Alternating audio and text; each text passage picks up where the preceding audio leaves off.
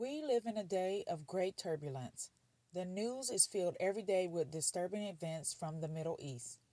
As our attention is pulled to the other side of the globe, we find our own cities and neighborhoods dealing with crises we could have never imagined 20, 30, or 40 years ago.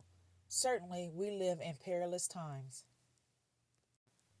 The question we must consider is whether these perilous times are the same events described by the Apostle Paul when he wrote, "In the last days, perilous times will come, for men will be lovers of themselves, lovers of money, boasters, proud, blasphemers, disobedient to parents, unthankful, ungodly, unloving, unforgiving, slanderers, without self control, brutal, despisers of good, traitors, headstrong, haughty, lovers of pleasures rather than lovers of God, having a form of godliness but denying its power, and from these people turn away."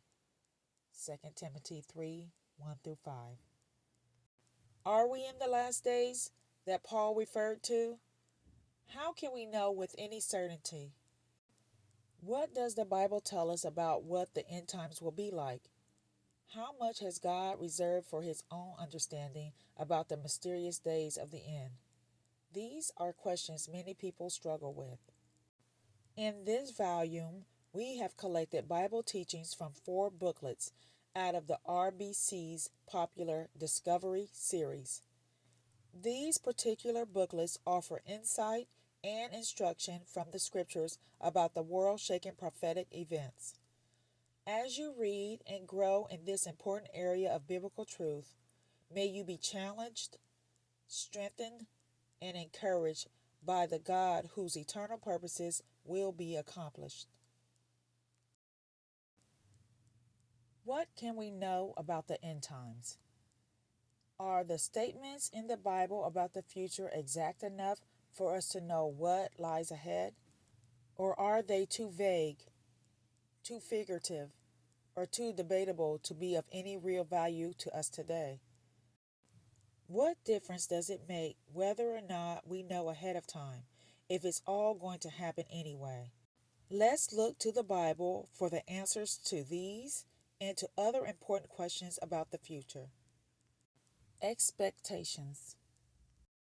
A woman in her ninth month of pregnancy, a college student the week before final exams, a teenager before his first date, a man and a woman as they say I do, a patient who has been told he has cancer, a criminal awaiting the judge's sentence.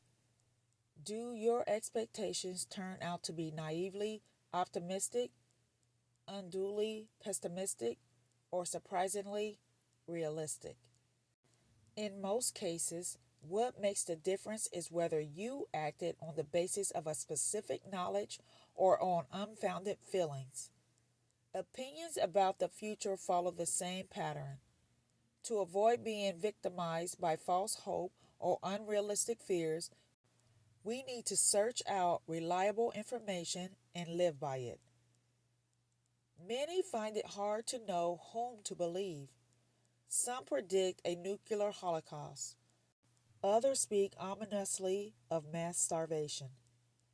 Many economists are forecasting a worldwide financial collapse. Still others see a peaceful utopia just ahead.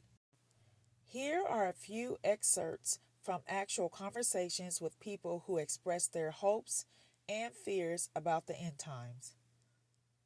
I heard some guy on TV talk about the book of Revelation. It really spooked me. I believe I will see the end of the earth in my lifetime. Yeah, I don't see why Jesus would have to come back. If he was the Messiah, he would have done it right then. If Judgment Day comes, then I'm going to hell. I enjoy doing the things I'm doing wrong. It's kind of scary to think that the world is going to come to an end someday. But if I have faith, there's nothing to be afraid of. I think everybody has the same destiny. The future kind of scares me. I'm afraid of World War III and things like that. I think God cares, but I don't think He's controlling things. I think He sees what happens and He hopes for the best. I believe that God controls the future and that Jesus Christ will return as He promised. I believe in actual heaven and hell. Who's right? What expectation is in line with what we know for sure? In this study, we will be looking to the Bible for answers to our questions about the end times. The countdown continues. No amount of effort can stop the clock of history. No mortal, no matter how influential, wealthy, or well known, can break the tyranny of time.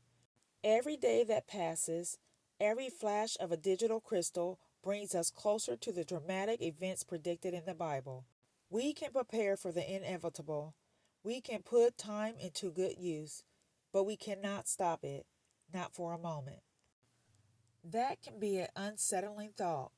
The prophetic messages of the Bible are filled with frightening events and complicated symbols. There are predictions of the sun going dark and the moon turning into blood. Four terrible horsemen are pictured as riding forth over the earth, bringing war, famine, disease, and death. A blasphemous beast will rise out of the sea to shake his fists in the face of God and to bring untold suffering to God's children. A final cataclysmic war will be fought, and blood will flow 5 feet deep in the valley, 200 miles long. Finally, peace will settle over the earth like a warm, benevolent sunshine of spring. These are frightening, confusing images, and when we read about prophecy, we come across technical terms like a great tribulation, the abomination of desolation, the return of Christ, the great white throne judgment, and the lake of fire. What's ahead? How much can we know about the end times? Well, not everything, certainly, but the Bible does give us much information. In the pages that follow, we will identify and explain 7 major events of the end times. 1. The return in the air. Christ comes back for his own. 2. Rise of the Antichrist. Christ is challenged. 3. Unparalleled troubles. Christ troubles the nations and Israel. 4. Return to the earth. Christ comes to rescue and judge Israel and to judge the nations. 5. 1,000-year reign. Christ rules the world from the earth throne. 6. Final judgment.